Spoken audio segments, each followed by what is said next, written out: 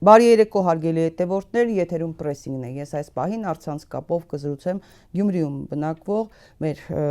սիրելի քաղաքագետ Գագիկ Համբարյանի հետ։ Բարի երեկո, պարոն Համբարյան, շնորհակալ եմ հրավերս ընդունելու համար։ Բարև ձեզ, ես եմ շնորհակալ ինձ հրավիրելու համար։ Պարոն Համբարյան, նախ ուզում եմ խոսել հետընտրական Գյումրիի մասին, գյումրեցիները ինչ սպասում ունեն ընդդիմությունից, իշխանությունից, որովհետև քարոզարշավի ընթացքում Նիկոլ Փաշինյանը որոշ հայտարարություններ արեց, որոնց արդյունքում Գյումրին հիմա հայտնվել է նրա թիրախում, կխոսենք դեռ նրա հայտարարությունների մասին, բայց այս ընտրություններից գյումրեցիների սպասումներն եմ ուզում հասկանալ, տրամադրությունները, հատկապես ընդդիմությունից ինչ սպասում ունեն, սահմանադրական դատարանում ընթանում են նիստերը, վիճարկվում են կեղծիքները, որոնք տեղի են ունեցել իշխանությունների կողմից։ Դե նայեք, խնդիրը որն է, հարցը ազգային ժողովի ընտրությունները չեն, մենք բոլորս էլ շատ լավ գիտենք, որ Նիկոլի նման անձնավորությունը երբեք չի համակերպվում իր պարտությունների հետ։ Իմ ընտրությունների մասին է խոսքը եւ կապ չունի դա ազգային ժողովի ընտրություններից առաջ թե հետո է տեղ ունեցել, մենք բազմաթիվ օրինակներ ունենք եւ ասենք Ալավերդիում, Ախուրյանում, Վանաձորում, այլ բնակավայրերում տեղ ունեցած թիմ ընտրությունների արդյունքում իշխանությունը անցնում է ընդդիմությանը կամ իշխանության են գալիս ընդդիմադիրները, բայց Նիկոլ ընդամենը որոշ ժամանակ անց ուզուրպացնում է տարբեր մեթոդներ է կիրառում, ասենք Վանաձորում իր կողմից վերածկող մանգլավիկների միջոցով քրեական գործեր հարուցեցին, Տարամ Մամիկոն Ասլանյանին մի 2 տարի ու կես պահեցին բանդում, Ալավերդիում մանդատակ գողություն տեղի ունեցավ ավագանիների մեջ, նույնը եղավ Ախուրյանում։ Հիմա Գյումրին Նիկոլի կողորտին է կանգնած արդեն երկար ժամանակ։ Նիկոլը շատ ծանր տարավ 2021 թվականի թիմ ընտրությունները, երբ որ իր թիմը պարտություն գրեց Գյումրիում, այսինքն պարզ մեծամասնություն չստացավ եւ նրանք չկարողացան ձևավորել իշխանություն։ Հիմա ուրեմն նույն իրավիճակն է եւ առիթից օգտվելով, որ ասենք ազգային ժողովի ընտրություններում իբր թե ինքը հաղթանակ է տարել, հիմա փորձում է նաեւ ուզուրպացնել իշխանությունը Հայաստանի երկրորդ մեծությամբ քաղաքում, ուրեմն ինչ են սրանք անում հիմա, իր թիմագիծները փորձում են կեղծ թեզեր տարածել, թե բա Գյումրիում բան է, իշխանության ճգնաժամ է, ամենաթողությունը եւ այլն, չկա նման բան, որովհետեւ շատ նորմալ քաղաքը ուրեմն առաջ է գնում, բայց իրանց պետք է պատրվակ, որպեսզի ստեղծեն ճգնաժամ եւ զավթեն իշխանությունը Գյումրիում։ Զավթման գործընթացը երկու ձևով է պատկերացվում իմ կողմից, մեկը այն է, որ կրկին մանդատակողությամբ զբաղվի, նոր ընտրություններ, հա, հիմնականում ինձ թվում է, սա իմ սուբյեկտիվ կարծիքն է, ասեմ ձեզ, ինձ թվում է ինքը փորձելու է մանդատներ գողանալ հիմնականում Մարդուն Գրիգորյանի թիմագիծների միջից եւ այդ 2-3 մանդատ, որ իրեն չի բավարարում,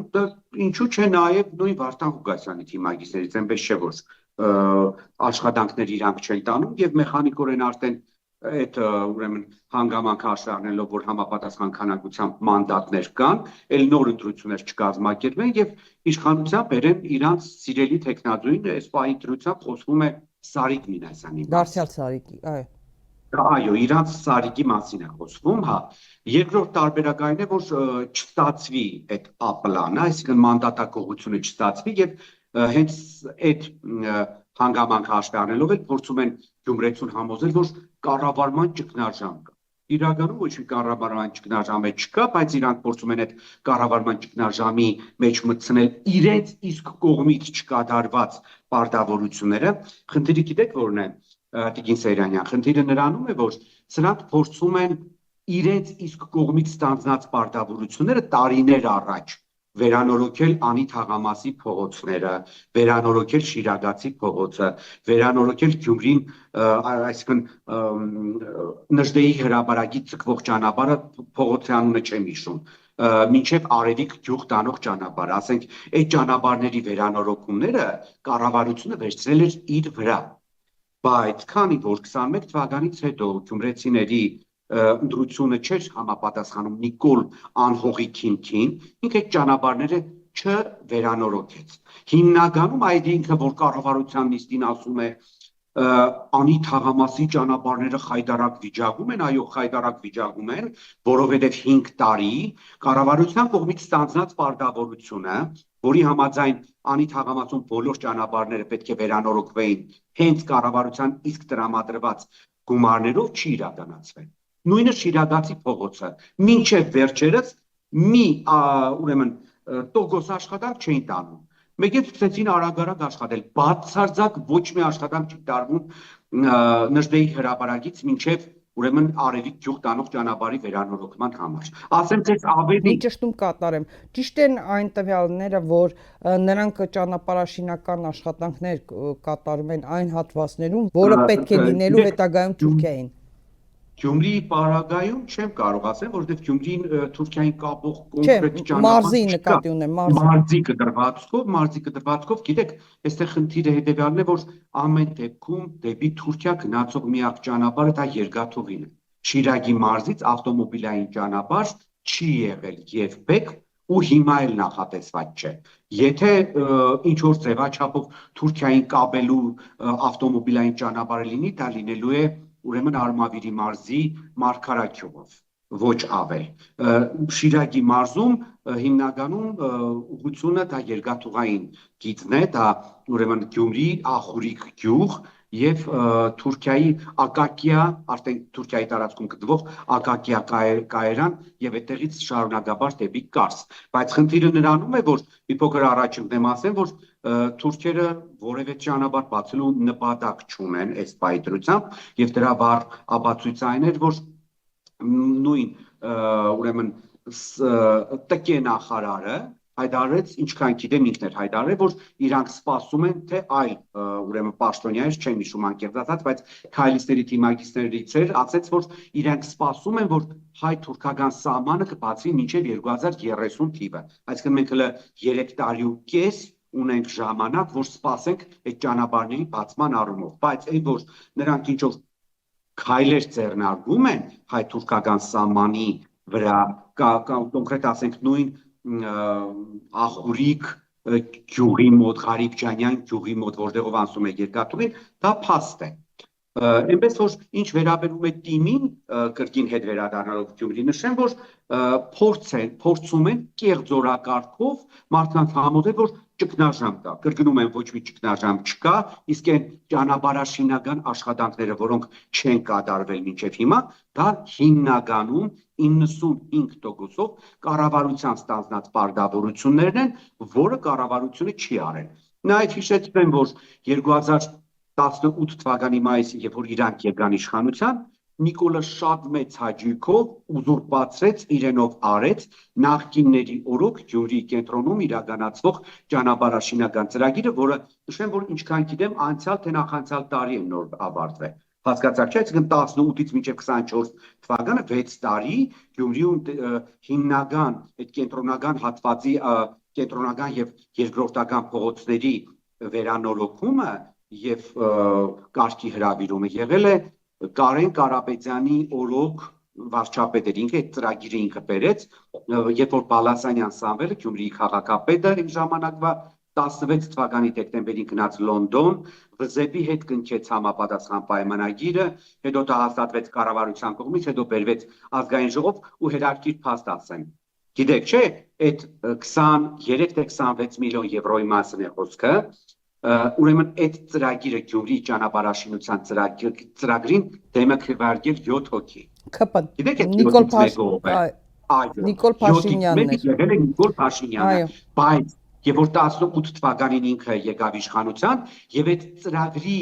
շրջանակներում ճանապարհներ էին վերանորոգվում Գյումրիում,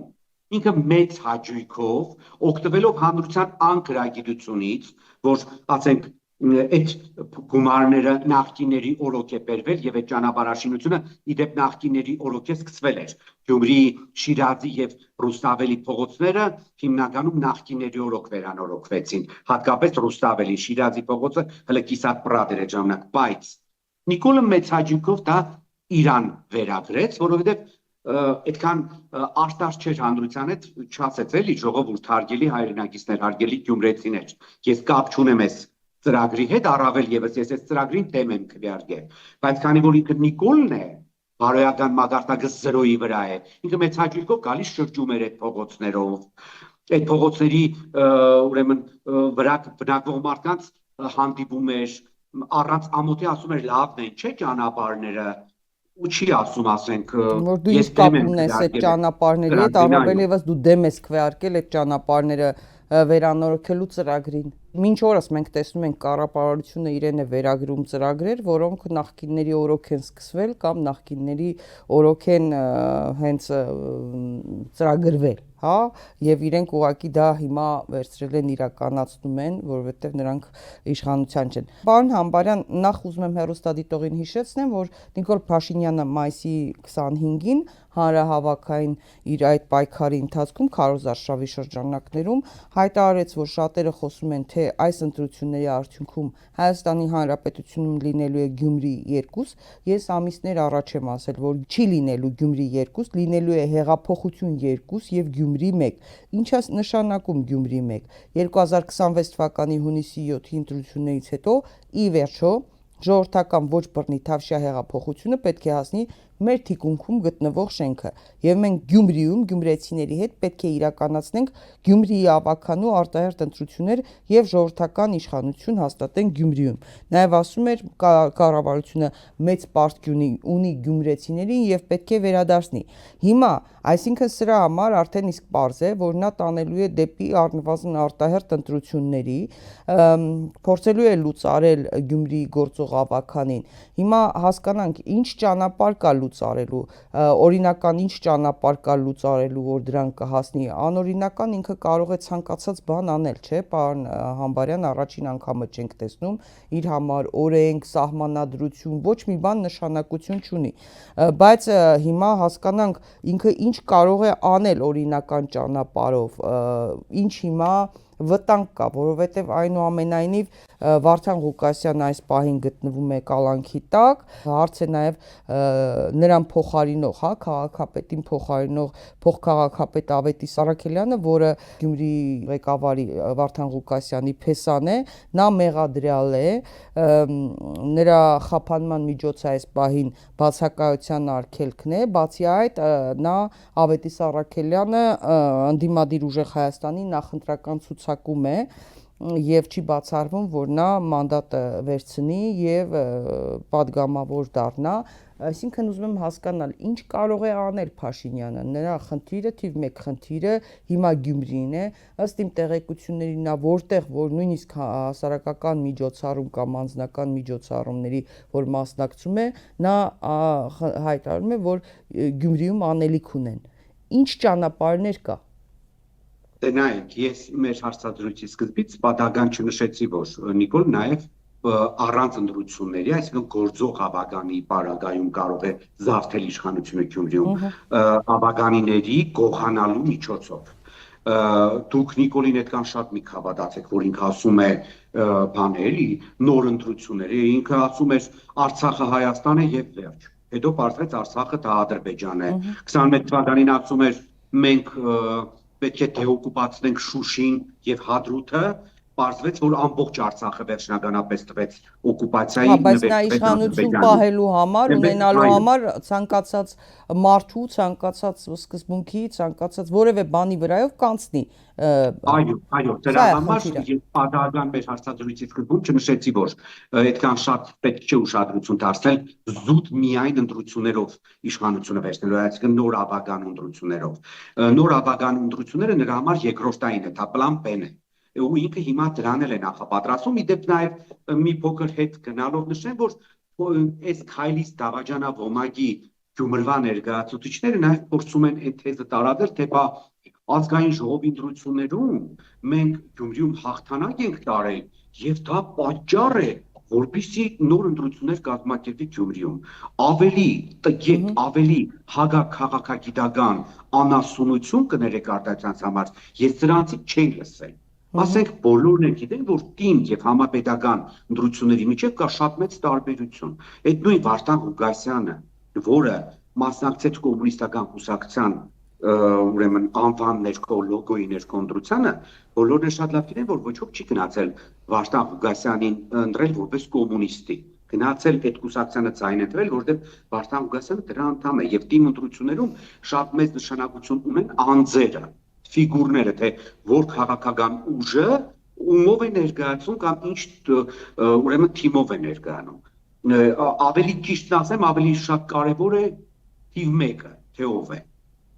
Դրա համար հիմա ամբողջ հայտարարություններ անել, թե բա ազգային ժողովի ընտրություններին, քանի որ ԿՊ-ն հաղթել է, մենք ուրեմն նաև պետք է այդ հանգամանքը հաշվի առնելով նոր ընտրություններ կազմակերպենք Գյումրիում, դա նույնիսկ ոչ մի քննադատության թիրախում չի կարող հայտնվել, դեպի լուծում է եւ վերջ։ Ասենք նույն 21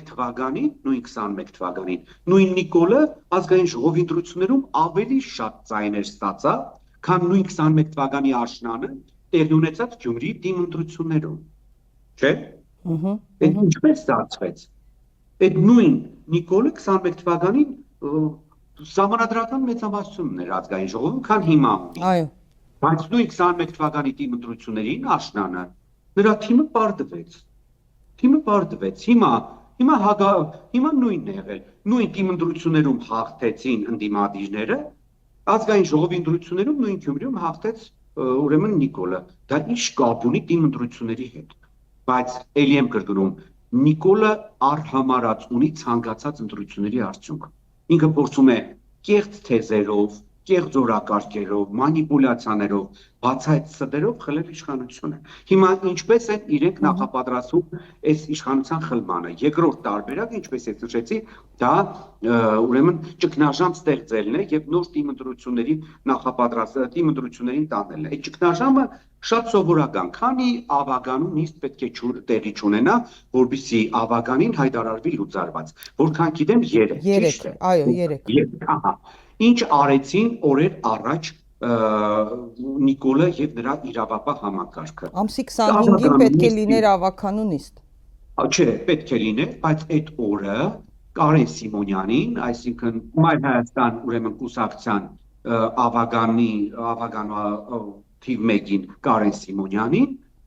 կանչեցին տուն, որպեսզի խուզարկե նրա տունը եւ մեքենան։ Եվ մեխանիկորեն արդեն 1 հոգի այդտեղ բացակայում էր։ Հասկացաք, չէ՞։ Ավագանունիստից, այո։ Արեցին, որպեսզի քվորումը չլինի եւ տապալվի։ Հիմա երկրորդին չի բացառվում, որ ինչ որ մի այլ մարդու դիտավորյալ քննչական կոմիտե կանչեն հարցաքննության համար։ Հասկացաք, չէ՞։ Այսինքն, եթե դուք մտածում եք սա օրինական մեթոդ է, դուք հատուկ եք նշում մի քանի անգամ, օրինական ինչ մեթոդներ կա։ Ահա, իհարկե։ Առաջին հայացքից օրինական է, բայց իրականում սա իրավապահների կողմից պետպրետել է, որոնք սպասարկում են Նիկոլ Անհողին։ Ասենք, չի կարելի ավագանու օրը, բայց այլ ժամի կանչել, այլ երեկոյան կանչեք մարդկանց հարցաքննության կամ առավոտ շուտ գնացեք եւ ուրեմն խուզարկեք նրա տունը, նրանց տները կամ ինչ որ գույքերը։ Մինչև ավագանու նիստը, ոչ իրանք դիտավորյալ, այդ ամեն ինչը անում են հենց ավագանու նիստի ժամին, ոչ թե միայն օրը, այլ հենց նիստի ժամին, որպեսզի տապալեն ավագանու նիստերը։ Տեսվեց 3 անգամ կտապալեն, եթե չկարողանան ուրեմն ավագանիներ գողանալ, ասենք Ախուրյանում դա նրանց մոտ հիանալի ստացվեց։ Ոչ մի ընտրություն չկազմակերպեցին, ընդդիմադիրների մի քիչ 2 հոգու գողացան եւ նրանք իրանց քայլիստ զավենին դարձրեցին Ախուրյանի ուրեմն համայնքապետ։ Նույնը արեցին, ասենք, բանում, Ալավերդիում, հիշում եք։ Պարոն Համբարյան, օրինակ Գյումրու ավագանու նախկին անդամ Լևոն Բարսեղյանը խոսել էր իշխանությունների կողմից ներդրված մի սցենարի մասին, որը կիրառվել էր Էջմիածնում Գյումրին դարձնել խոշորացված համայնք, ասում է, որ տեսական սցենար կարող է լինել 1-2-3 գյուղ կցել, ասել Գյումրին խոշորացվել է եւ ինչպես Էջմիածնի դեպքում էր նոր ընտրություններ անել։ Սա հնարավոր է, որ տեղի ունենա։ Հնարավոր է, բայց ես տոկոսային հարաբերությամբ շատ ցածր եմ գնահատում դա, որովհետև այդ պարագայում նոր ընտրություններ նաև պետք է անցկացվի նույն Ախուրյան համայնքում, որի մեջ մտնում են Գյումրի շրջապատող գրեթե բոլոր գյուղերը։ Այո։ Հասկացաք, չէ՞, իսկ դա իշխանությունների պետք չէ։ Հա, որտեղ ինքը տապալվել է, չէ՞։ Հնարավոր է, ես Բարսեղյան, Լևոնի տարբերակը չեմ ասում բացարձակ հնարավոր չէ, բայց այդ տարբերակին տալիս եմ ընդամենը 1%, որովհետև իշխանությունների դա պետք չէ, իշխանությունները արդեն ցույց են տվել, որ իրանք կարող են ավագանու անդամների հետապնդումներով, իրավական հետապնդումներով, եթե նույնիսկ կարգավիճակել չտան, ասենք թե ՊԳԱ կամ մեղադրյալ, իրանք կարող են սովորական, ասենք, X ավագանու անդամին ասել, պետք է կաս այդ գործի շրջանակներում հարցաքննվեց։ Հələ որ հենց այնպես հարցաքննվեց, այսին ժամին, հետո պարզվում է, որ հենց այդին ժամին Գյումրիում տեղի է ունենալու ավագանու նիստ։ Մի քանի հոգու այդպես կկանչեն քննիչական, առավել ևս հիմա պատրվակները ստեղծված են, ասենք, ում ինչ լինի, ասում են ընտրակաշառքի թեմայով։ Դե ոչ միայն ընտրակաշառքի, վերջերս Վարդան Ղուկասյանի առաջադրված մեղադրանքների թիվը եւս ավելացրեցին, քննչական կոմիտեն նրան մեղադրանք առաջադրեց վերջերս այլանձանց հետ իշխանության յուրացում նախապատրաստելու համար, հիմքում դրվեց մի գաղտնալսում, որում ենթադրաբար, իրենք այդպես են ներկայացնում, չգիտենք հիմա դա իրականություն էր, թե արհեստական բանականությամբ ստեղծված, Ղուկասյան Վարդանը ասում էր, թե առանց ռուսների համաձայնության ոչինչ չի անի, այսինքն ցանկացած գործ կարող են հարուցել եւ եթե օրինակ չստացվի 3 հոգու, առնվազն 3 հոգու տանել ՔՊ-ի կողմ, հիմա վախով, շանտաժով, չգիտեմ, գործ հարուցելով, ընտանիքի անդամներին վախեցնելով, որևէ ձևով իրենց պետք է կամ 3 հոգի անցնեն ՔՊ-ի կողմը, եթե դա չստացվի, արդեն մյուս գործիքները բանեցնեն։ Իգին Սեյրանյան, մենք հիմա ապրում ենք մի երկրում, որտեղ գործող իշխանությունները եւ նրանց ծառայող իրավապահ համակարգը կարող են նույնիսկ Վարդան Ղուկասյանին մեղադրել օրինակ մարտակերության մեջ։ Ու չդարմանաք, եթե ասենք 2-3 վգաներ կան ու ասեն, որ Վարդան Ղուկասյանը, ասենք, մարդ է կերել։ Ընդ որում ասեն, տեսել ենք ոնց է ուտում։ Կամ թե ինչ ախորժակով է ուտում։ Մենք գործ ունենք խայդարակ մի իրավիճակի հետ, ասենք, այնպիսի մեղադրանքներ են ներկայացում, ասենք, նույն Վարդան Ղուկասյանի պարագայում, ասենք, տեսակ, ոստիգանը հետևից, դատականիստի ժամանակ, այսպես մարմնով ընկավ Վարդան Ղուկասյանի վրա, մեխանիկորեն այդ մարդը ինքնապաշտպանական ռեակցիայով հետ հրեց։ Հիմա դա ներկայացում են որպես իրավապահ համակարգի ներկայացուցիչի նկատմամբ բռնի ուժ գործադրել իր ծառայության ժամանակ, լավ, հետո ասենք հիմա ես փողոցով քայլում եմ, իրավապահ համակարգի ներկայացուցիչը միամտաբար գալիս է, ասենք, հետևիցս ու ինձ հրում է։ Ու ես պետք է բացարձակ ոչ մի բան չանեմ, նույնիսկ ինքնապաշտպանական ռեակցիա դրսևորելով պետք է չդառնամ ու չփորձեմ ինձ պաշտպանել։ Ու դա կներկայացի որպես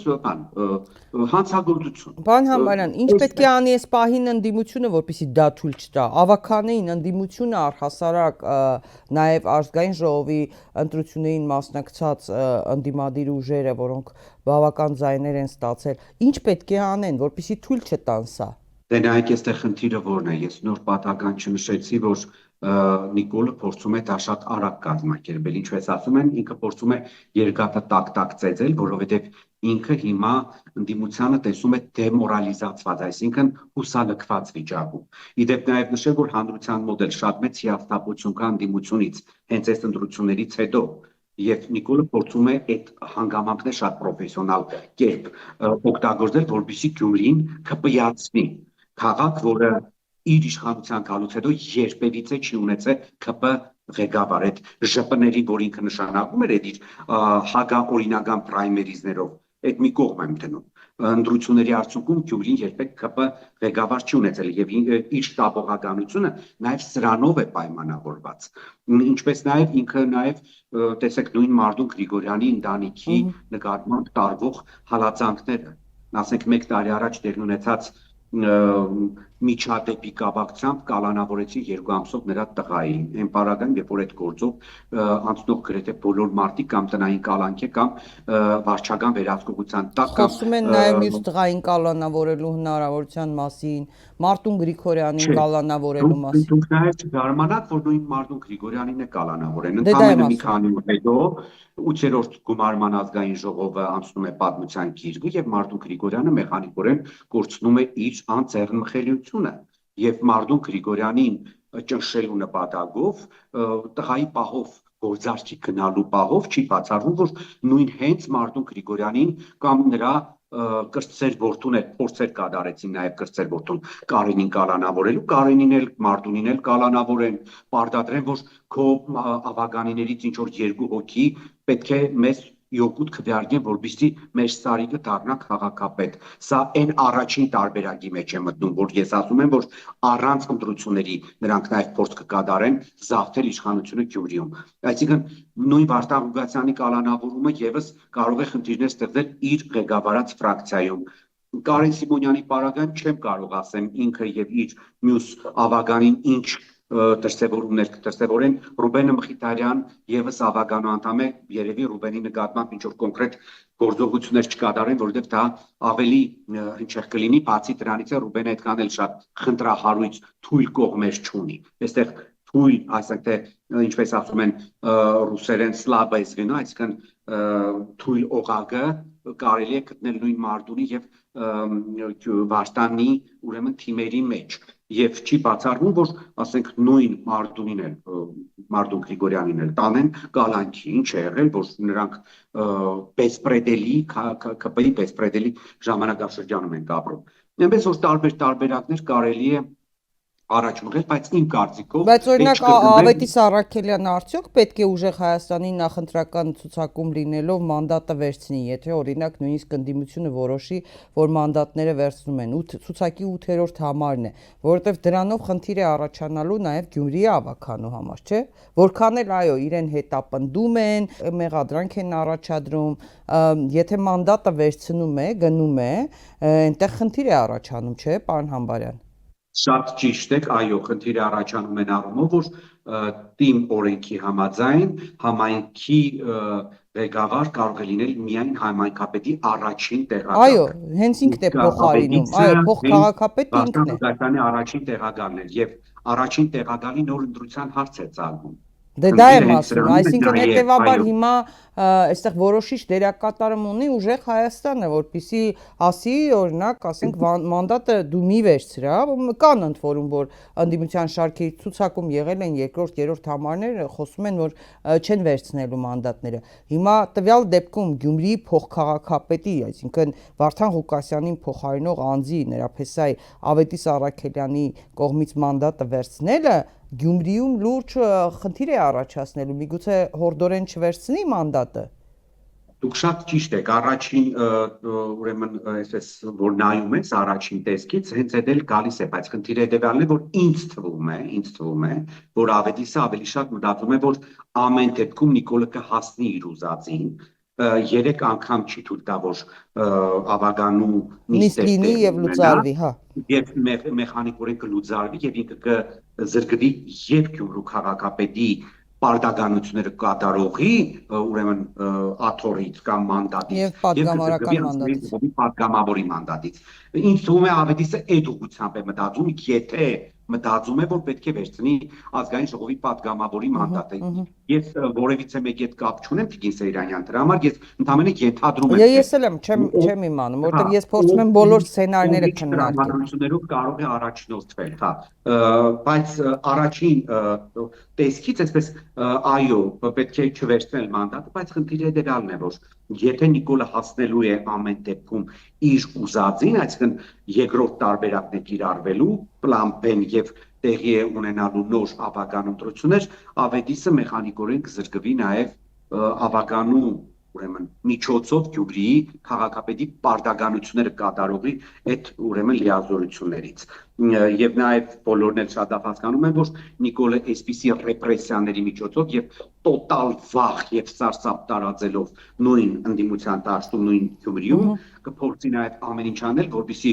ուժեղ տեխնատուները Գյումրիում դա նույն Վարդան Ղուկասյանն է դա նույն Մարտուն Գրիգորյանն է դա մյուս քաղաքական ուժերի եւս ներկայացուցիչներն են ովքեր կարող էին դնել իրենց տեխնատությունները որպես ավագանուն թիվ 1 տեխնատուներ Գյումրիում ուրեմն հեռու մնան եւ ամեն ինչ արվի որպեսզի Նիկոլը առանց վախի առանց սարսափի կարողանա օրինական մեթոդներով զավթել իշխանությունը Գյումրիում։ Ընդ որում կարող են նաև մյուս խմբակցությունների ավականու մյուս ներկայացուցիչների նկատմամբ ընդդիմադիր գործեր հարուցվեն ցանկացածի վերաբերյալ գործ հարուցվի մեղադրանք առաջադրվի տո գախնա լսում իբրև թե տեսագրություն հրապարակվի ձայնային չգիտեմ ինչ ասեք կարող են անել հիմա պետք է պատրաստ լինեն ընդ որում սա այն է ինչի մասին զգուշացնում էին ժամանակին նաև հենց Վարդան Ղուկասյանին որ փոխքաղաքապետերի ընտրության հարցում կամ ցուցակի հարցում այսպիսի կասկածներ կային որ ցանկացած պահի կարող է Փաշինյանը գործ հարուցել Վարդան Ղուկասյանի վրա հետո այս քայլերը կանխատեսվում էր ըստ էության Տիկին Սեյրանյան ասեմ որ այդ կանխատեսումները հա ելի են կանխատեսվում ես էլ եմ կանխատեսվել ես էլ եմ կանխատեսել բայց խնդիրը հետևյալն է որ Նիկոլը կարող է գործառույթել ցանկացած մարդու նկատմամբ հա այս բաժակի նկատմամբ էլ կարող է անել ես հա հասկանում եմ դրա համար այդպես ասել որ կանխատեսվում է հա Նիկոլը իմ թեմել է մի քանի գործառույթել համապատասխան մարդկանց միջոցով նաև ասեք թե ուղղորդվում են դատական հայցեր ներկայացնել որպեսզի ինձ ֆինանսական մեծ վնաս պատճառվի դա ինձ համար նորություն չէ ասենք մարդը իր անգրագետ դատավորներից մեկը ասենք գրագողությամբ է զբաղվում ասում եմ գրագողը ասում են դու հանցագործություն ես գործել ասում եմ բայց ապացուցված է չէ որ ինձ վերաբերվող դատական ակտը այդ կինը որը ինձ հետ կապ չունի copy paste է արել ուրիշի գործի մեջ եւ դրա մեջ հայտնվել է իմ անունազգան հայրանունը կապ չունի գրագող բառը դա վիրավորանք է վերջ դու գնում ես քրեական հոդվածով վերջ ու գնաց հասկանում եք չէ ասեք թե ինձ նման մարդը որը ոչ ասեք թե ենթամշակույթի հետ կապ ունի ոչ բիզնես ունի ոչ կոռուպցիայի հետ եմ ես կապված պատկերացնում եք չէ ես կոռուպցիայի հետ կապված լինեի հիմա Նիկոլ ինչ կանեին ձեզ այո Հիմա նրանց համար ամենակարևոր ասենք ամբողջ աշխարհը Արպի Դավոյանին ասում է ալպ հա ճիշտ է հա բայց գիտեք որ ինքը որպես վիրավորանք որ ինձ դադի է տվել վերջերս եմ իմացել թե փաստաբանից միջոցով ալպ արտահայտության համար է ասենք ամբողջ Հայաստանը իրան ալպ է ասում ինքը այդ բառի համար ինձ դադի է տալիս հա ասում են Ալփի Դավոյան ճիշտ է այդպես են ասում հիմա հա ասենք ապացույցները լիքն են համացանցվածը Հա, բայց ես եմ մեղավորը, հիմա հասկանում եք, չէ՞։ Դե որովհետև դուք ունեք մեծ հետևորդներ, դրա համար բանը ուրիշներից չի նեղացել, ես Չէ, բազմաթիվ մեծ հետևորդներ ունեցող մարդիկ են, ասում անունները չեմ տալու, բայց դատարանում ապացույցները կներկայացվեն, բայց սա ցույց է տալիս, որ իհարկե, բանը բոլորին ցանկանալու են լրացնել եւ մեդիաներին փակել, եւ վերլուծաբաններին, եւ քաղաքագետների, եւ պատմաբանների, բոլորի հետևից դասախոսների, իհարկե բոլորի բերանների փորձել են փակել։ Դրա համար հիմա Գյումրի ավագանում իշխանության ուզուրպացիան Նիկոլի համար իդեա ֆիքս է։ Ես ասեմ ինքը չի սիրում պարտվել, բայց չի սիրում նաև արժանապատիվ այդ պարտությունը կրել։ Ոչ ոք չի սիրում պարտվել։ Երևի Նիկոլը մենակ հաճույք է ստացել Ալիևին պարտվելուց։ Այն որ Ալիևը իրան ասում է հարբեցող ծաղրածու, այն որ ամենավերջի բառերն է ասում է մենք մեզ ոչ մի դեպքում պարտված չենք համարելու։ Չենք զգալու։ Պարտված չհամարող, հետո էլ ինչու՞ չեք զարմանում։ Հիմա էլ հայտարարում է, որ 2026 թվականի Հայաստանը իրենց ամենահաջողված նախագիծն է զոհողություններով, զոհաբերություններով, զոհերով։ Փաստորեն Սեյրանյան ինքը նաև բոլորին դրանով ապացուցեց, որ 2020 թվականի 44-րդ պատերազմի հեղինակը հենց ինքն է։ Ինքը այդ անկեղծությունը են, որ ասեց, ես ուրախ եմ, որ մենք հասել ենք այս կետին, Արցախը Հայաստանը եւ վերջացելով ինքը մարդկանց հասկացրեց, ես չգիտեմ իր երկրպագուները հասկանում են թե չէ, այդ ես ասեցի ու մենք հասանք այս կետին ինչ էր ուզում ասել,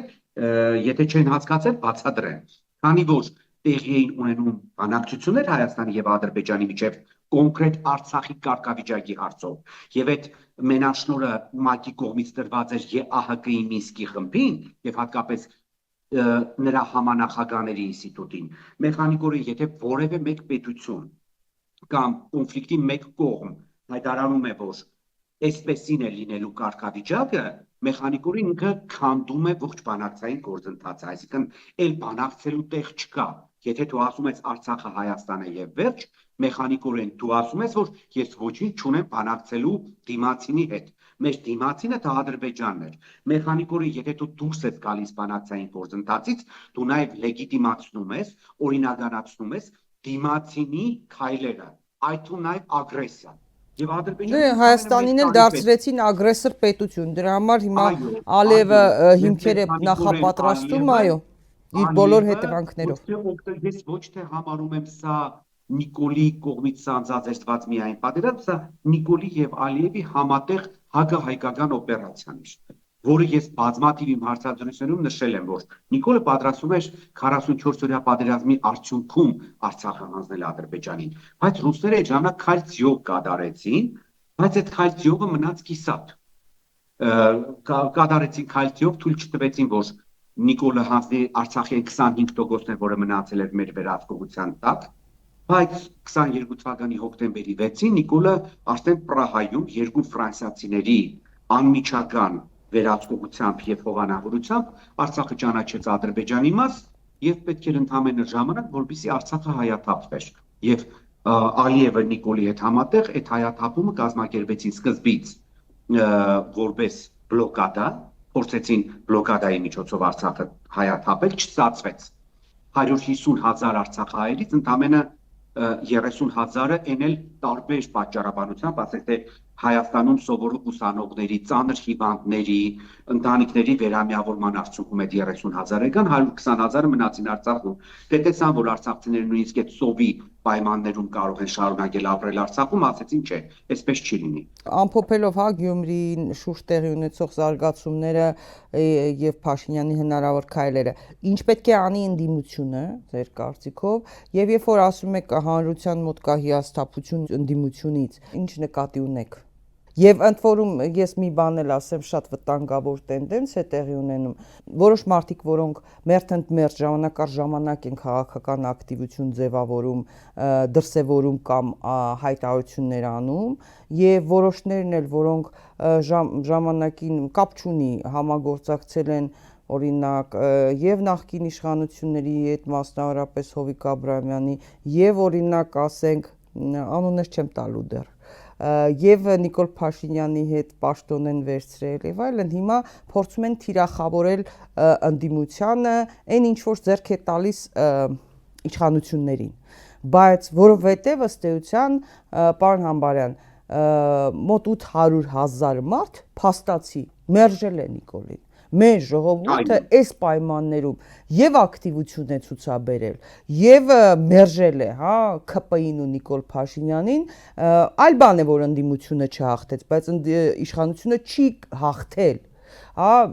չի հաղթել եւս, առավել եւս, այսքան գործի դրվեց։ Շատ մեծ կարևոր հանգամանք, Նիկոլի հիստերիան հենց սրանով է պայմանավորված։ Այո, ինքը շատ լավ գիտի, ինքը լավ գիտի, ինչքան վարչական լծակ է օգտագործել, ինչքան ձայն է գողացել, արտաքին աջակցությունը, վարչական լծակները, վախի մթնոլորտ, ինքը շատ լավ գիտի, ինքը չի ստացել։ Հիմա թիրախավորել ընդդիմությանը, այո, պետք է հուշել որոշ բաներ եւ հրապարակային ձևով, եւ ընկերաբար, որպեսզի կարողանանք օգնել, բայց երբ որ դանակն առնում են, ընկնում են ընդդիմության վրա, որ այս չէ կարել, այս չէ կարել, այս չէ կարել, ասում ես, իսկ դու ուր էիր, ինչի ես հիմա ոտքի տակ ընկել։ Շատ ճիշտ է, ես ամբողջությամբ ցեցետ համաձայն եմ, որ ես ասում եմ հանրության մոտ կա ընդդիմությունից հիասթափություն, դա ես ընդամենը փաստ եմ արձանագրում, բայց ես երբեք կողմ չեմ այն վարքագծին որոշ մարդկանց, այդ թվում դուք նշեցիք նաև որ անուններ չեք տալիս, բայց մենք շատ լավ նրանց անունները Հետո գիտենք։ կտամ, կգա ժամանակը, կպատմեմ ինչպես էր գործուղումներից օգտվում, ինչպես էին, ինչ անում կպատմեմ, հա, շատ բաներ։ Նրանք շատ լավ խաղում են իշխանության դաշտում, փորձելով ընդդիմության ուրեմն թիրախավորումը հանրության ինչ-որ շերտի կողմից օգտագործել էլ ավելի մեծ վնաս հասցնելու համար ընդդիմությանը։ Ընդդիմությունը ինչ պետք է անի Գյումրիում։ Պետք է ինքնակազմակերպվի եւ առաջ մղի կրկին նորմալ լիդերների։ Նորմալ մարդկանց։ Այսինքն պատրաստ լինելով բոլոր սցենարներին, եւ անասնագողությանը, եւ արտահերտ ընտրությունների կազմակերպմանը։ Այո, պետք է ունենա պլան A, պլան B, պլան C, պլան D։ Հա, ճիշտ է, օբյեկտիվորեն պետք է դունենք, որ Վարդան Ղուկասյանը ունիկալ ֆիգուր է։ Այդ մարդու հետևից մարդիկ գնում են։ Պետք է դունենք, որ այո, Մարդուն Գրիգորյանը ժամանակ առ ժամանակ կարող է իր կողքը միավորել ուրեմն զանգվածների, բայց կարող է նաև կորցնել այդ զանգվածներին, ինչպես մենք տեսանք նաև ազգային ժողովի ընտրությունների ժամանակ։ Բայց նաև այլ մարդկանց մենք պետք է ընդդիմության շարքերում տեսնենք։ Ասենք նույն Ռուբենը Մխիթարյան կամ այլ մարդկանց, ինչի՞ չէ։ Հիմա նույն այդ Վարդան Ղուկասյանի ընտրազանգվածը կամ Մարդուն Գրիգորյանի ընտրազանգվածները, եթե իրանք չեն մասնակցում իրենց դեմքով ընտրություններին, պետք է այդ նույն այդ վերնշված անձինք իրենց թիմերով, նաև ուրեմն նույն ընդդիմադիրներից նոր այսպես ասած ասպարեզ գալացողներ կամ նույն ավագանու մեջ գտնվող մարդիկ դեպի իրենց կողմը գրավեն, ուղղորդեն։ Ընդդիմությունը պետք է միասնական գործի։ Ընդդիմությունը պետք է միասնական գործի։ Այս չագերտավոր պարտությունը, չագերտավոր, նշում եմ հիմա կբացատրեմ ինչի, որովհետև Նիկոլը չի հաղթել։ Նիկոլը հիշում եք վաղաշաբաթի ընտրություններից առաջ մի հատ շատ լավ միտք արտահայտեց, որը քաղաքագիտության մեջ ընդունված է։ Տեսեք, երբ Նիկոլի քննադատում է, բայց այն ինչ որ ինքը ճիշտ է ասում են, որ ճիշտ է։ Մի անգամ ասեցին լրագրողները ճեպազրույցի ժամանակ կառավարության նիստից հետո հարցրեցին, թե որն է ժողովրդի լեգիտիմ կամքը, ինքը շատ հարցական տեմպով ասեց, իսկ դուք չգիտեք որն է այդ կամքը։ Դա 50% գումարած 1%-ն է։ Ես լիովին համաձայն եմ Նիկոլ Անհողի հետ։ Դա քաղաքագիտության մեջ ընդունված ուրեմն կանոն է։ Դա ուրեմն ֆորմուլան է։ Այո, դա ճիշտն է։ 50% գումարած 1%։ Չնայած ասեմ, որ 50% գումարած 1 ձայնն է իրականում, բայց ինքը 1%, այսինքն 51%-ն է ըստ Նիկոլի։ Շատ լավ։ Ինքը ազգային ժողովի ընտրություններում 51% հավաքել է, 49.7, որը նշանակում է, որ 50 ուրեմն ամբողջ 3/10%-ը մեծ է 49.7-ից։ Դե հիստերիան դրանով էր պայմանավորված։ Դե այն որ ինքը խայտարակ ընդրական օրենսգրքով, տոնտի բանաձևով, ինչ որ բոնուսներով ստացել է 61 մանդատ, հետո էլ գողության միջոցով, մանդատագողության միջոցով ԲՀԿ-ից եւս 3 մանդատ է իրանք կպցրել, այդ չի նշանակում, որ ինքը հաղթել է։ Էլի եմ կրկնում, Նիկոլ Փաշինյանը իր ուրեմն ճեպազրույցի ժամանակ ինքն է պատասխանել իր իսկ այն պնդմանը, որ ինքը չի հաղթել։ Ես կարող եմ ամենօրյա ռեժիմով օրը 12 անգամ ամեն 2 ժամը մեկ դնել իր այդ փոքրիկ ուրեմն կարծիքը փոքրիկ ուրեմն տեսանյութ, որ ժողովրդի լեգիտիմ կամքը դա 50% գումարած 1%-ն է։ Այո, Նիկոլ դու 50% գումարած 1% չունես։ Չուներ։ Ինքը գիտի, պարոն Համբարյան։ Բոլոր կեղծիքներով ինքը հավաքել է, ախր խնդիրը գիտեք, որ նաև այդ նույն ջուրեցի քայլիստները, նույն ընդհանրապես բոլոր քայլիստները մենք հաղթել ենք, մենք ստացել ենք պարզ մեծամասնություն, ժողովուրդը մեզ է վստահել, ոչ։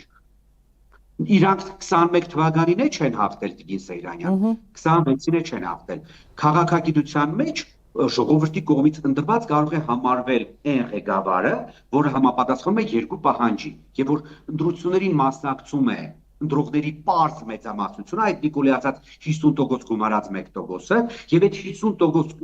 գումարած 1%-ի ընտրության արդյունքում քաղաքական ուժերից մեկը ստանում է 50% գումարած 1%։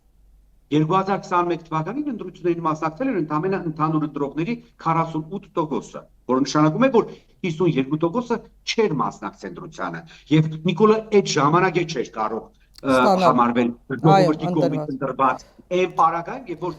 այդ ընտրություններին Նիկոլը ստացել էր 53% ցանկ։ Ինքը շատ լավ գիտի, ինքը չունի լեգիտիմություն, նույնիսկ այդ մասին միջազգային մամուլն է գրում։ Այո, առաջին պահանջը, ասինքն ընտրողների պարզ մեծամասնությունը պետք է մասնակցել ընտրություններին, այսինքն 58%-ն է մասնակցել ընտրությանը, օքեյ, շատ լավ, բայց ընտրել է նրան ընդամենը 49.7, որը նշանակում է, որ 50.3%-ը նրան չի ընտրել եւ ինքը ժողովրդի կողմից ընտրված չէ։ Ինքը ընդամենը նախկինների օրոք ընդունված ընտրական օրենսգրքի արդյունքում բոնուսների նվերների միջոցով իրեն հռչակում է ժողովրդի կողմից ընտրված։ Այստեղ խնդիրը։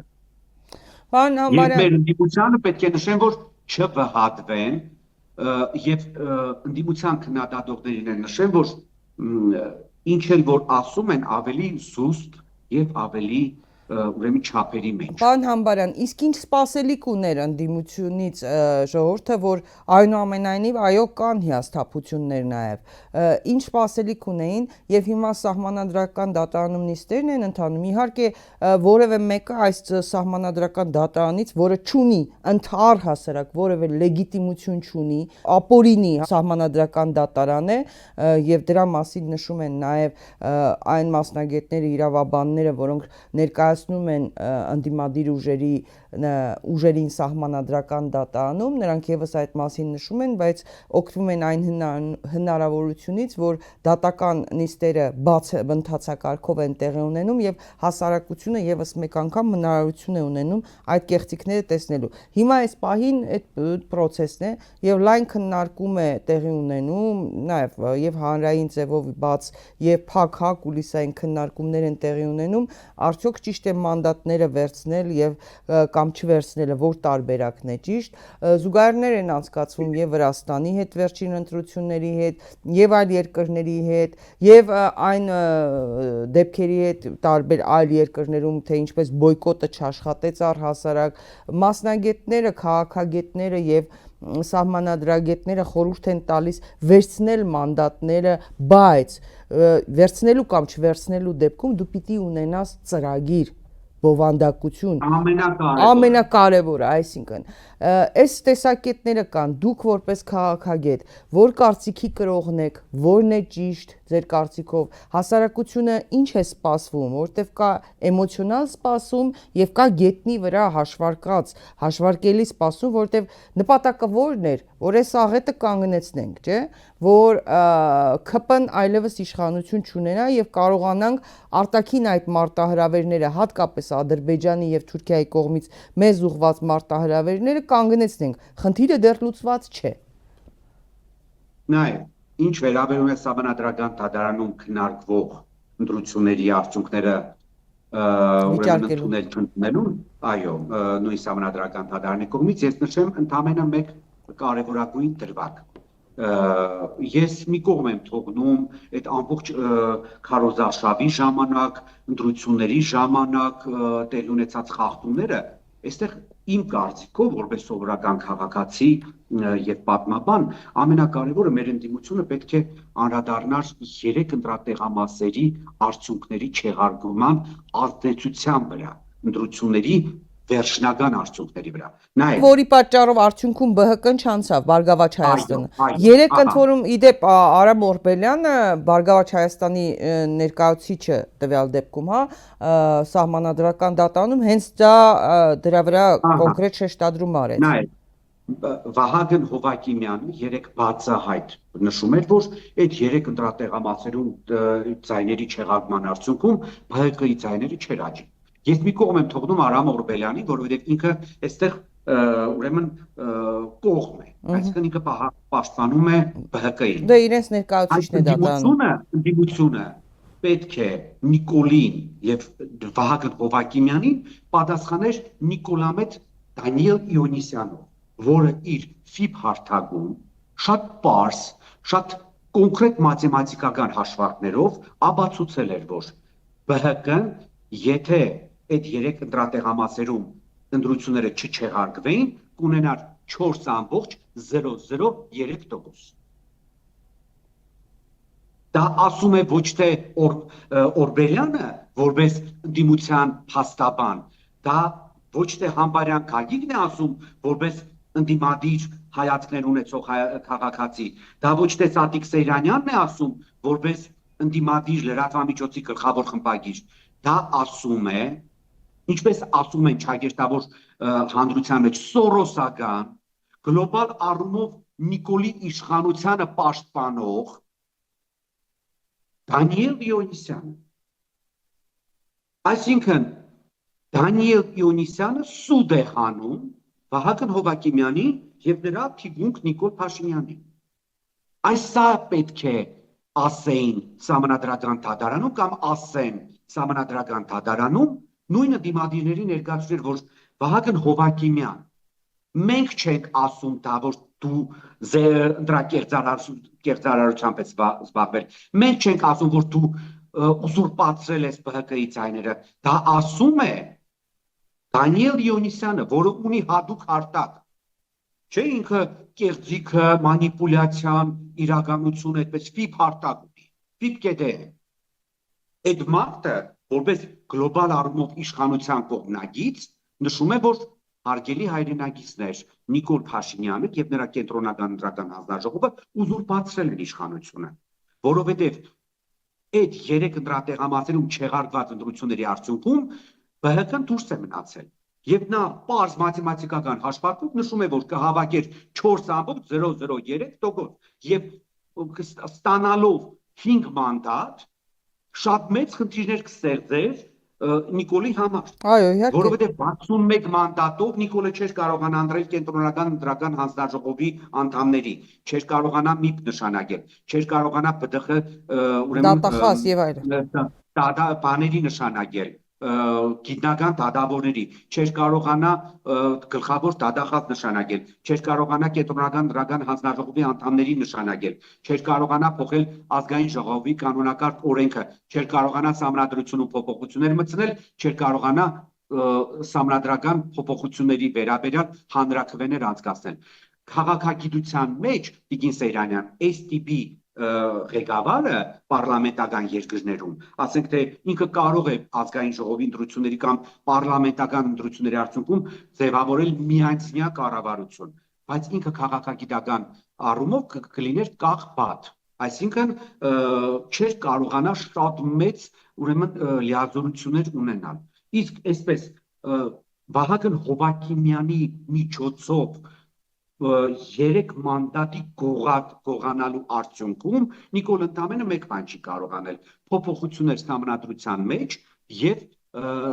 հանրաքվեներ անցկացնել, բայց ես այն օրը լսեցի սահմանադրագետներից մեկին, որը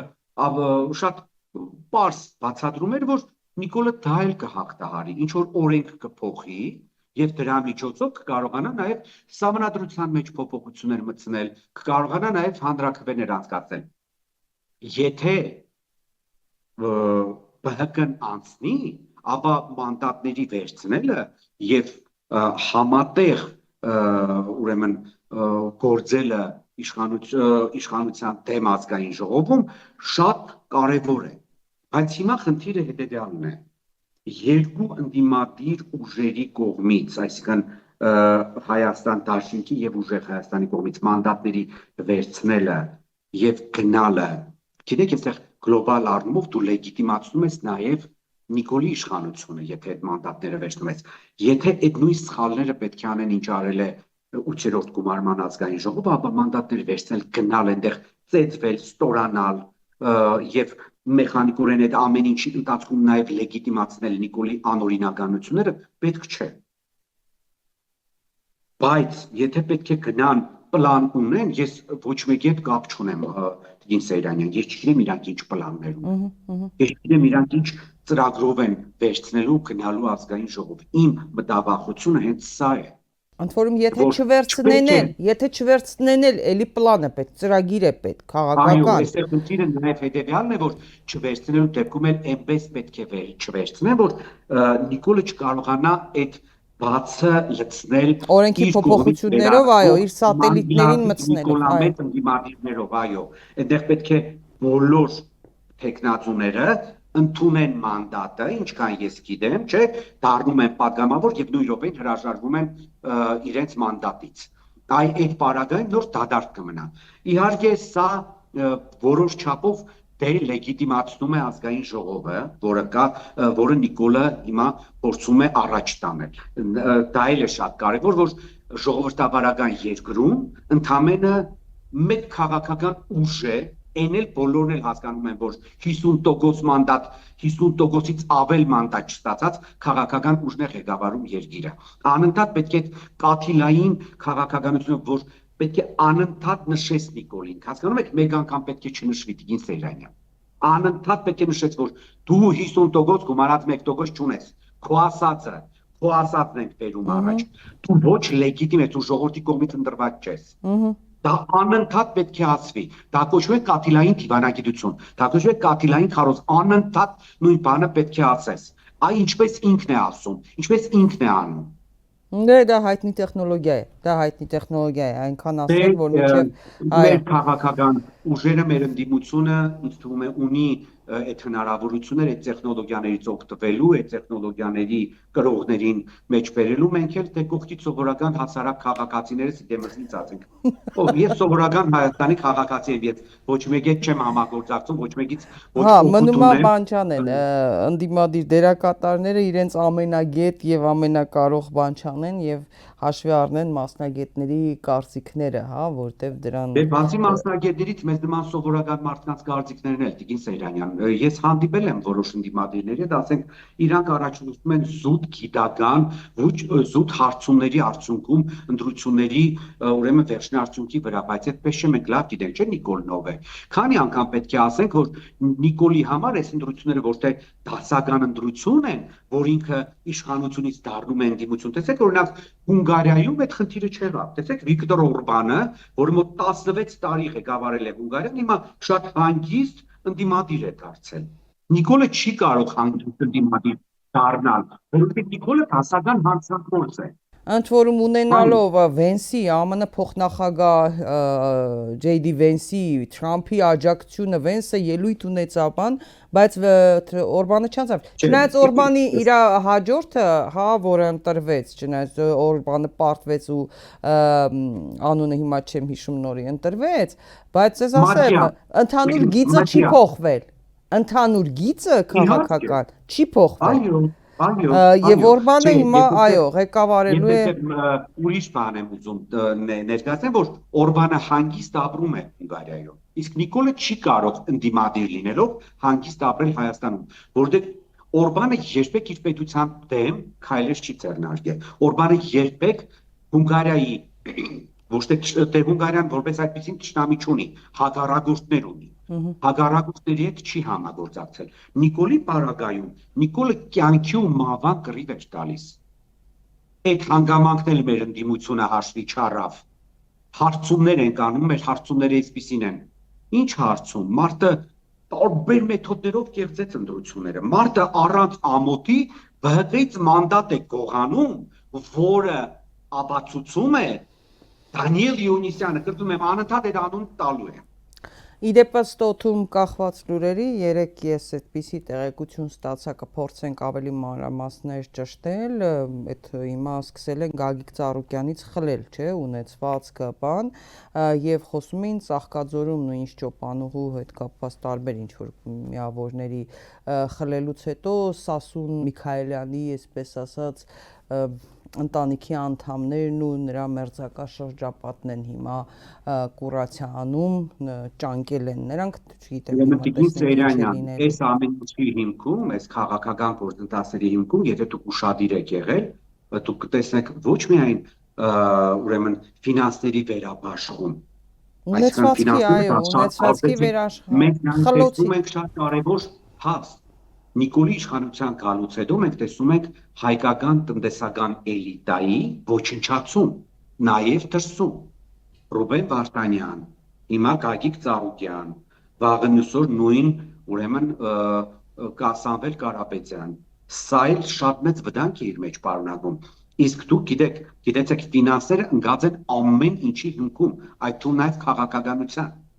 Եվ սա պատահական չէ։ Սա նաև թուրք-ադրբեջանական տանդեմի պահանջներից մեկն է,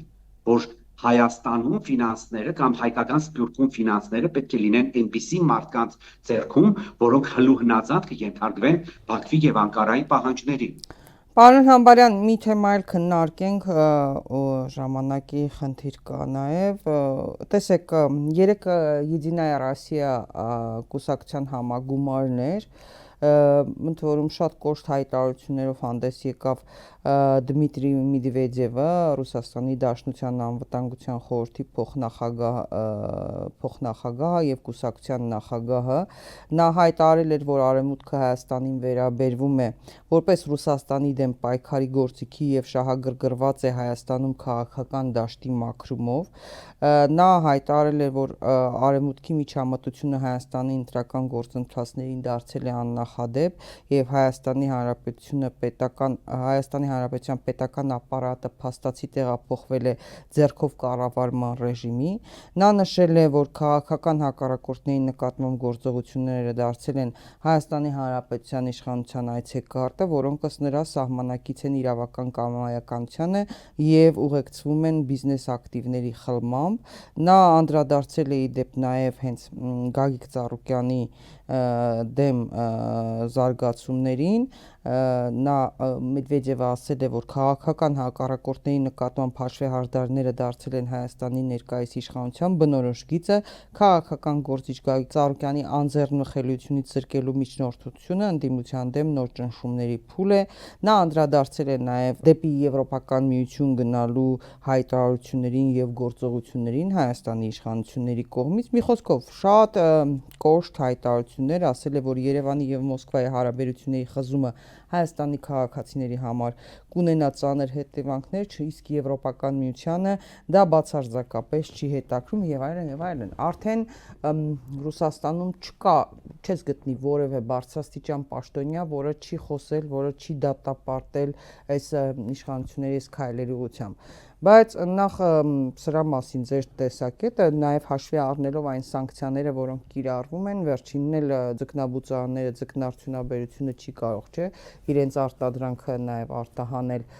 Ռուսաստան, սահմանափակումներ գյուղատնտեսական, այլ ապրանքների, խմիչքների, որոշ նույնիսկ գազավորված ջրերի, մի խոսքով, ծաղիկների, նույնիսկ չխոսեմ։ Այս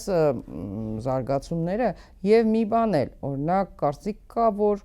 դե Նիկոլ Փաշինյանը ասեց 200 անգամ խոսել է, չէ, Վլադիմիր Պուտինի հետ, խոսել է, շփվել է, այսինքն եւ հեռախոսով եւ տետատել։ Հիմա ի՞նչն է խանգարում, որ եւս մեկ անգամ էլ, հա, Ռուսաստանը ների, հիմա Նիկոլ Փաշինյանը կարող է գնալ ասել Վլադիմիր Վլադիմիրովիչ, դե ես ստիպված եմ դրանք անել, որովհետև դե գիտեք Եվրոպայի ճնշում են, բա ոնց անեմ իշխանությունս պահեմ, հա, տեսեք ես ձեր նկատմամբ որևէ վատ բան չեմ հայտարարել, անձամբ ես ոչ մի վատ բան հո չեմ ասել, բանն էլ Ալեն Սիմոնյան, մյուս ով որ էլ բանը հայտարարություններ են իրենց թույլ տվել ձեր հասցեին, տեսեք պատժում եմ, նախագահ էր ուզում դառնար, նախագահ էլ չեմ տալիս, մի խոսքով, հա, դե բան արեք, էլի պահեմ իշխանությունը, սենց խաղամ, էլի հնարավոր է այդ սցենարը, ինչ կանխատեսումներ ունեք այս զարգացումների հետ կապված։ Գիտեք, այդ ռուսներին չեմ հավատում։ Եվ բազմաթիվ պատճառներ ունեմ։ Նախ Մեդվեդևը առաջին անգամ չէ, որ հայտարարություններ է անում, եւ այդ հայտարարություններից ենքում ոչ մի քայլ չկա։ Շատ անլուրջ է ինքը արդեն ինձ համար։ Երկրորդը, բերեք ճշտենք, որ կա խոսք եւ կա գործ։ Ռուսների խոսքը եւ գործը միշտ իրար հագացում են։ Այն որ 2020 թվականի նոյեմբերի 17-ին Պուտինը իր տխրահռչակ հարցազրույցով, հիշում եք, Մոսկվա, Կրեմլ, Պուտին, Զարուբինին տված փրկեց Նիկոլի իշխանությունը եւ դարձավ քայլիստների աչքի լույս, այն որ ինչքան ծաղ ու ճուղ կար պահ էին մտել։ Մեկ էլ Պուտինի հարցազրույցից հետո սնկի նման անձրևից հետո սնկերը ինչպես են պտալով այսպես ասում գյումրեցիները դուրս եկան, այո։ Մեկ էլ բոլոր տեղերից հելան ու այսօրվապես հիշում եմ RBK-ի ռուսական RBK հեռուստաընկերություն կա, նրա կայքից վերցրած այդ Պուտինի տխրահռչակ հարցազրույցի այդ մասն էր, որ Նիկոլ Վավայևիչ не предатель։ Իրանք են փրկել Նիկոլի իշխանությունը, գիտեք, հարգելի Տիգին Սեյրանյան։ Դե դրա համար եմ ասում, հիմա ինչ երաշխիք, որ նորից նույնը չի կրկնվելու, բայց մենք լսում ենք, էլ մարդ չկա, որ ինչ ասեք, չասեց։ Ամենակարևոր մեր խնդիրներին։ Եվ այդ մասին ասել են ոչ թե ես, այդ մասին ասել են կրեմլամերձ քաղաքական գործիչները, վերլուծաբանները, քաղաքագետները, մեր կրեմլյան թոք-շոուների մասնակից անձինք, ասեք թե Անդրանիկ Միհրանյանը շատ մեծ իր վերլուծականում բացահայտ նշել էր, որ 2021 թվականի հայկական զինված ուժերի գլխավոր շտաբի չագերտավոր ապստամբությունը կանխվել է Մոսկվայի ակտիվ անմիջական մասնակցության արդյունքում։ Սեմյոն Բաղդասարովը,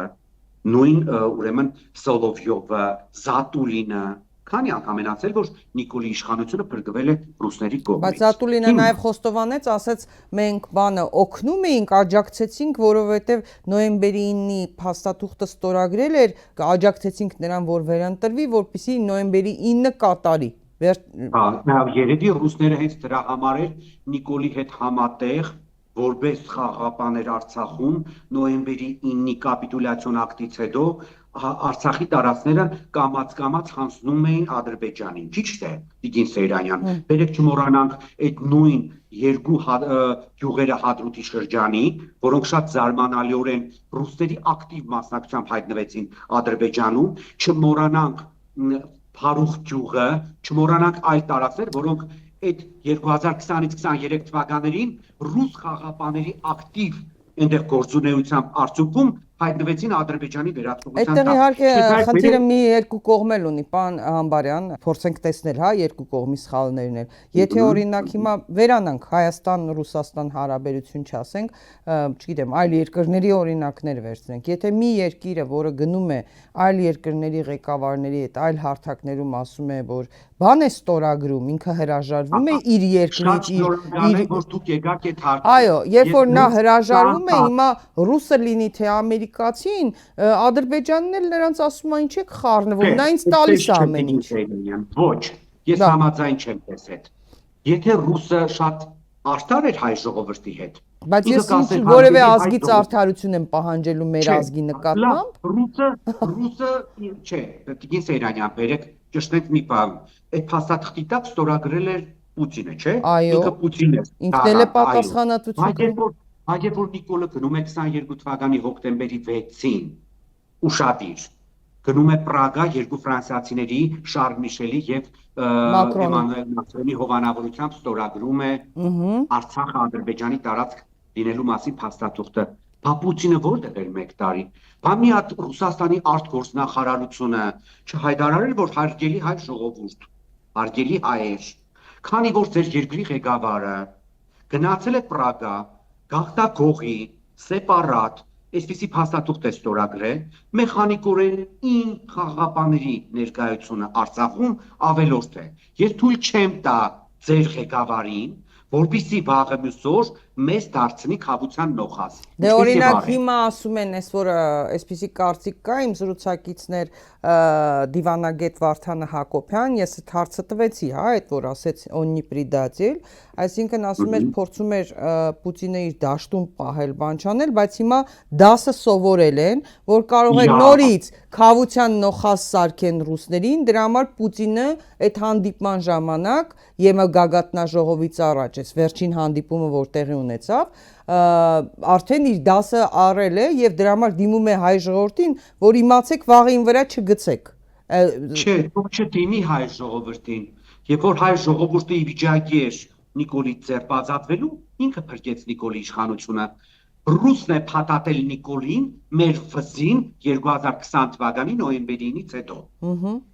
Այսինքն Չէ, ես կիսում եմ այդ տեսակետը, հարցը դա չի, որ իրենց այդ նույն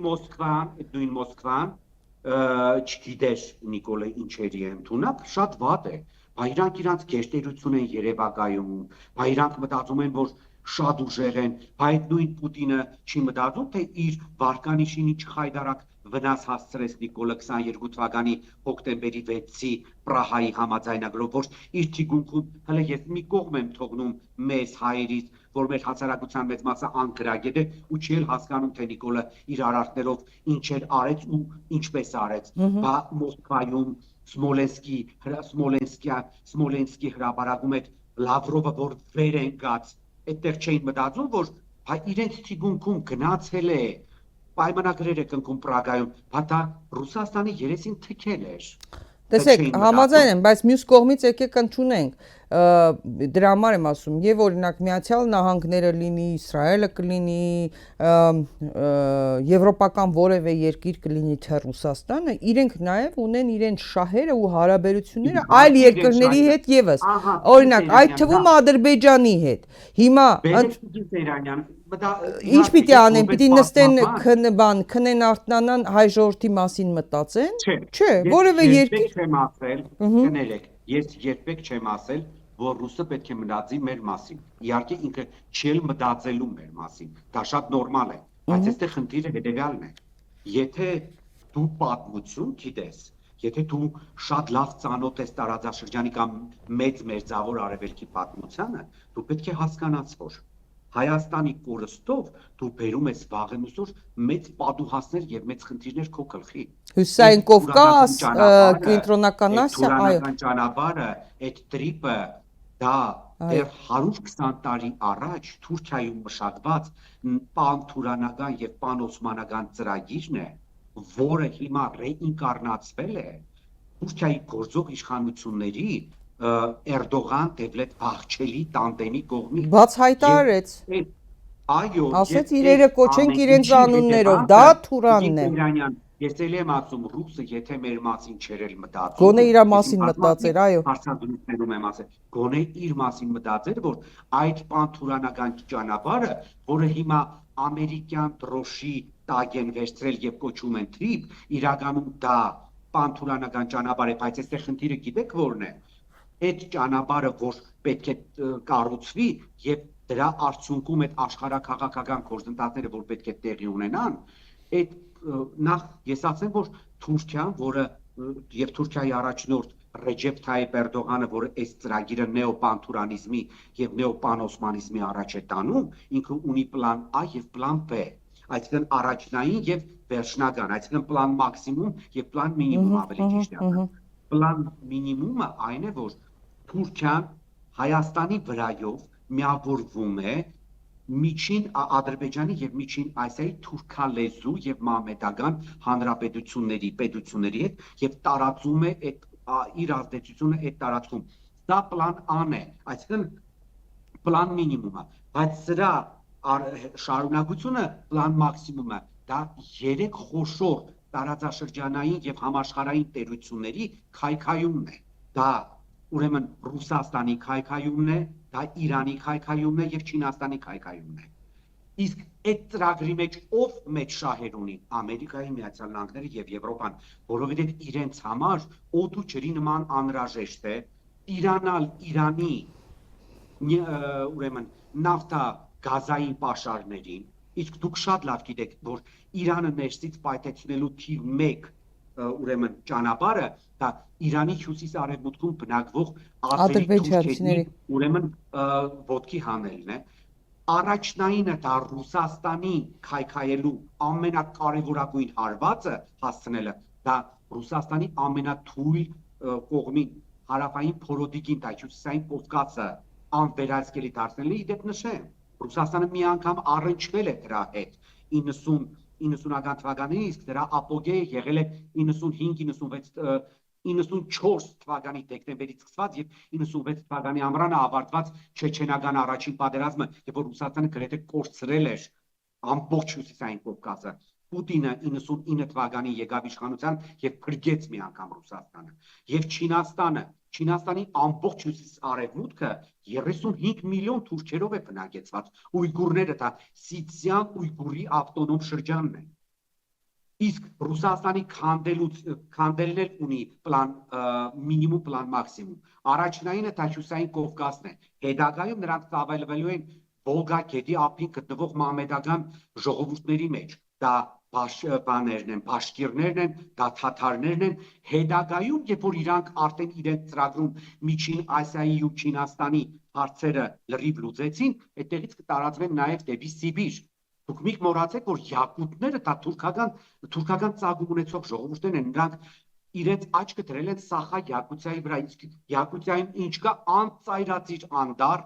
անծայրածիր ոսկի, անծայրածիր պլատինում եւ ահռելի քանակությամբ նավթի եւ գազի պաշարներ։ Ռուսաստանը սրանք չգիտեր, Ռուսաստանը շատ լավ գիտեր սրանք, բայց խնդիրը հետեւյալն է. կոռումպացված Պուտինի վարչակազմը կարճատև օգուտ ստանալու համար համագործակցում է հայտնի հակառուսական հրեական Ադրբեջանից ծագում ունեցող ընտանիքների, Իլիևների, Գոտնիսանովների, Թելման Իսմայիլովների, Ալիևի խնամի նախկին Ագալարովների հետ։ Բայց ինչի իր աշխատակազմում չկան պրոթուրքական բաներ, Պիսկով եւ այլն։ Չնշեցի, այս բոլոր մարդիկ, ում անունները ես տվեցի, բոլորը դոլարային միլիարդատերեր են։ Բայց որոնց կապիտալը գտնվում է արևմուտքում, արևմուտքի ձեռքին։ Այո, դե գիտեք, Այո։ դու չէ ճիշտ է ասել։ Ումում Ռոսիան не понять, ասենք ես ուզում եմ հասկանամ, ել ինչ պետք է անի Նարիշկինի նման անձնավորությունը Ռուսաստանի դեմ, որպեսզի Պուտինը նրանից ձերբազատվի։ Այդ մարդը հիշում եք 2022 թվականի փետրվարի 24-ին, երբ որ սկսվեց ուկրաինական պատերազմը, կոնկրետ պատասխան չէր տալիս։ Բացի դրանից, գիտեք, ես այլ հարց է, թե ես ինչպես եմ վերաբերում Նավալնիին, բայց այդ Նավալնին փաստերով ցույց էր տալիս, որ Նարիշկինը ՆԱՏՕ-ի անդամ Թուրքիայում, Բոդրումում ունի մի քանի միլիոն դոլարանոց, ուրեմն առանձնատուն, որի դիմաց կանգնած է եւս մի քանի միլիոն դոլարանոց յախտա, որտեղ հանդիսանում են չդարմանակ Ռուսաստանի արտգործնախարար Լավրովի ընտանիքի անդամները։ Դա հետաքրքիր է, այս պետությունը ընդհանրապես ես չեմ հասկանում էլի նրա հետևն ու առաջը որտեղ է, կամ սրանց թշնամիները կամ սրանց հակառակորդները որտեղ են։ Ասենք ոնց կարող է Պուտինի նման մարդը, որ իրեն երևակայում է, որ ինքը լավ պատմություն գիտի, հայտարարել, որ Էրդողանի իր ընկերն է, իսկ Թուրքիան դա նրա ռազմավարական գործընկերն է։ Լավ, կամ գիտեք, կամ Պուտինը անմեղ սունակ է, լուրջ եմ ասում, կամ այդ մարդը ինքը չէ իրականում, նախկին Պուտինը չէ, էլի։ Ասեք, Ռուսաստանի Գուցե դա քաղաքականություն է, ինքն էլ շատ լավ հասկանում է, չէ, արդեն լավ, եթե բան էլ չունի, գոնե լսում եք։ 14 անգամ պատերազմել է իր ողջ պատմության ընթացքում Թուրքիայի հետ, դա եմ ասում։ 14 անգամ։ Դե հիմա Ուկրաինայի խնդիրը կա ստիպված է գուցե ինչ-որ բաների գնում։ Իսկ Տիգին Սեյրանյան, Ուկրաինայի խնդիրը ինչքան է լինի, նախ ուկրաինական խնդիրը առաջին անգամ չէ Ռուսաստանի համար, եթե դուք Ռուսաստանի պատմություն իմանաք։ Առավել ևս Էրդողանն էլ, Թուրքիան էլ շահեր ունի Ուկրաինայում։ Իհարկե ունի, բայց այստեղ խնդիրը հետևյալն է։ Ռուսաստանի նման պետությունը չի կարող կարճատև մտածել, կարճատև կառուցել իր դիվանագիտությունը։ Հասկանում եք, չի կարելի Ուկրաինայի խնդիրը ունենալով զոհաբերել մյուս տարածքները, որը կարող են կատաստրոֆիկ հետևանքներ ունենալ ռուսերի համար։ Իսկ եթե ռուսները մտածում են, որ մենք ապրում ենք 19-րդ դարում, այ հիմա Հայաստանը կզիջենք, Ուկրաինայի հարցերը կլուծենք, հետո կգանք Հայաստան, նման բան չի լինելու։ Նման բան չի լինելու, որովհետև ինքը որտեղից դուրս եկավ, ինքը էլ ոտք չի տնելու այդտեղ։ Չկա նման բան։ Սա 20-րդ դարի սկիզբը չէ։ Հույս ունեմ, չգիտեմ, հասկանում են, հույս ունեմ։ Ես եմ ասում, մենք շատ մեծ թեմայի անդրադարձանք, որը 2-3 հաղորդման թեմա է։ Այո, մենք առիթ կունենանք դա առանձին քննարկելու։ Ես օրինակ ես Մոսկվայի արդյունքներին չեմ հավատում։ Այս կոնկրետ քայլերը ինքը կարող է շատ կոնկրետ քայլերով Նիկոլին դուրս անել։ Իդեպ նաև նշեմ, գիտեք Տիկին Սեյրանյան, մենք հո բոլորս էլ ծանոթ բարեկամներ, բավական պաշտոնյաների հետ էլ ունենք նույն Ռուսաստանում, ասենք 2020 թվականի նոյեմբերի 9-ից հետո հակառուսական ալենը որտեղ էր մնում, գիտեք։ Ռուսաստանում։ Մոսկվայի ամենահարուստ հայերից մեկի տանը շինարարներ են։ Այդ ոնց ստացվեց այդպես, այդ նույն արևմուտքի կողմից պաշտպանվող Նիկոլի իշխանության անդամները ինչ էին գնում այնտեղ, կամ դուք մոռանում եք 21 թվականի բայց տենում եք ինչ ժողովրդավար են, ինչ դեմոկրատ է Ռուսաստանը։ Հələ հիշեք Տիգին Սեյրանյան, Աննա Էրատոն եւ իր երեխաները հունվարի 1-ը 21 թվականի որտեղ դիմավորեցին։ Մոսկվայում։ Փարիզ չէին գնացել, Լոնդոն չէին գնացել։ Մոսկվայում, այո։ Դա ինձ համար արդեն այսպես ասած խնդիր է, որ ես ռուսներին 100%-ով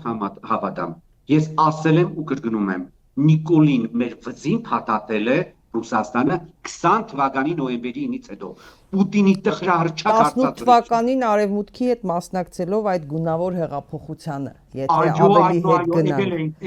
Այո, ռուսների կողմից վերահսկվող հիմնարկների աշխատողները ոնց էին լծվել փողոց ու Նիկոլ էին կողմ։ Ես հասկանում եմ, որևէ երկիր ունի իր շահերը եւ դա նորմալ է եւ պետք է մենք էլ մեր շահերը ունենանք, բայց այստեղ ամենակարևոր հարցը մենք կարող ենք քննադատել բոլորին, բայց մենք նաեւ հասկանում ենք, որ Ռուսաստանը եւ Իրանը ունեն այստեղ կենսական շահեր եւ Ռուսաստանին եւ Իրանին է ամենաշատը ձեռնտու ուժեղ Հայաստան լինելը։ Այլ բան է, որ իրենց սխալները տեսնում ենք, ընդ որում ես անընդհատ ապշում եմ, պարոն Համբարյան, երբ որ ասում են, դե գիտեք ինչ Ռուսաստանում մի քանի գմբեթ կա, ու այդ գմբեթները իրար հետ խնդիր ունեն, ես մի քիչ չեմ հասկանում, ես որտեվ այդպես շատ չեմ շփվում, եւ գիտեք ինձ իմ համար գիտեք ամենամեծ ցուցիչը որն էր, որ Եվգենի Սատանովսկու նման արևելագետին իրենք կարողանում են աուտ գցել, ինչ որ Զախարովայի կամ Սալավյովի հետ խնդրի պատճառով եւ սև ցուցակում թողել այդպիսի գիգանտ մեծ մտածողին։ Ինձ համար դա ցուցիչ է, որ Ռուսաստանը բաներ է անում, որ իրեն դեմ է։ Հասկանում եք, սա արդեն իսկ խնդիր է, բայց փաստ է նաեւ, որ Ռուսաստանին եւ Իրանին է ձեռնտու ուժեղ Հայաստան լինելը, սա եմ ասում։ Դրա համար շատ ճիշտ եք ասում, դրա համար նույն Ռուսաստանը, որը Նիկոլին բերեց ու փաթաթեց մեր վզին, թող իր ճակատագրի մասին մտածելով մի փոքր մտածի մեր մասին։ Ռուսաստանը մտածում է իր մասին։ Ռուսաստանը ես տեսեք նոր ձեզ նշեցի, թե նույն նեոպանթուրանիզմի եւ նեոպանոսմանիզմի քաղաքականության արդյունքում եւ դրա թիկունքում կանգնած արևմտյան հովանավորչության արդյունքում ինչ է լինելու Ռուսաստանի հետ։ Դե թող Ռուսաստանը մի փոքր մտածելով իր մասին, նաեւ մտածի հայ ժողովրդի մասին, որովհետեւ մենք իրոք վատ չենք եղել այս 200 տարիների ընթացքում, ինչ նույն Ռուսաստանը 1813 եւ 1826 թվականներին վերջնականապես Արևելյան Հայաստանը վերցրեց իր վերահսկողության տակ։ Եվ ինչպես իմ զրուցակիցներից մեկը ասեց, 200 տարվա մեջ առաջին անգամ Թուրքիայի ոդկը կմտավ կրկին Հայաստան։ Այո, բայց այստեղ խնդիրը նաև նրանում է, որ ցավով պետք է արձանագրենք, որ մեր հասարակությունը տառապում է պատմական ամնեզիայով, անկրագետ է մեծ մասամբ ցավոք, եւ ես մեծ հույսեր ունեի մեր հասարակությունից, բայց ոչ, ցավոք։ Դրա համար ես ասում եմ, գոնե այն պետությունները, որոնք մտածում են իրենց մասին, այդ մասին մտածելով նաև փրկեն մեզ այս տարածաշրջանում։ Հասկանում եմ։ Շնորհակալ եմ, պարոն Համբարյան, ինչպես միշտ հետաքրքիր զրույցի համար, մենք առիթ կունենանք նաև որոշ պատմական դրվագներ քննարկել, որտեղ այդ զուգահեռները շատ կարևոր է նաև թարմացնելու մեր ժողովրդի, մեր հասարակության հիշողությունը։ Ես կանխապ նաև նշեմ, Տիկին Սեյրանյան, որ ես երբեք հագարուս չեմ եղել, ընդհակառակը։ Ես նաև կտրականապես եմ այն կեղծ այո, հակառուսականությունը կամ կեղծ պրոարևմտականությունը։ Այո, չէ, գիտեք ինչպես այն կան չեն, փորձում են ամեն ինչ բարթել ռուսների վրա, ասենք օրինակ ասում են 1921 թվականին Մոսկվայի եւ Կարսի պայմանագրերով ռուսները մեր հողերը տվեցին թուրքերին։ Բա այդ Մոսկվայի պայմանագրից առաջ, այդ որ մարտի 10-ին, այո, 1921 թվականի մարտի 14-ին 2 օր առաջ Լոնդոնում արևմուտքը ինչպես թաղեց հայկական հարցը վերջնականապես։ Այսինքն այն ինչ որ կարելի է արևմուտքին, ռուսին չի կարելի։ Ես նաև կտրականապես թեմ եմ, այս հակառուսական էս ամեն ինչին որ կա։ Պատմական գործընթացները մենք պետք է վերլուծենք որպես հայ, որպես անկախ հայեր։ Նաև անդրադառնալով թե ինչպես դա արևմուտքը մեզ ծախեց 1920 թվականի օգոստոսի 10-ի Սևերի պայմանագրից հետո թուրքերին։ Ինչ էր ստացավ թուրքերից այդ նույն ֆրանսիացիները, ինչպես վերցրեցին մանդատը, որ Կիլիկիայում պետք է ձևավորեն անկախ հայկական պետություն, վերջում փախան 21 թվականի աշնանը ծախեցին թուրքերի հետ Անկարայում գաղտնի պայմանագիր կնքեցին ու թողեցին հերեցան։ Հա, բայց այդ պայմանագիրը մինչև հիմա ուժի մեջ է։ Իհարկե։ Շնորհակալ եմ, պարոն Համբարյան, մենք առիթ կունենանք խոսելու, շատ հետաքրքիր թեմաներ կան։ Հարգելի հետևորդներ, կրկին հիշեցնեմ, որ զրուցում էի Գյումրիում բնակվող մեր սիրելի քաղաքագետ եւ պատմաբան Գագիկ Համբարյանի հետ։ Կհանդիպենք, հաջողություն ձեզ։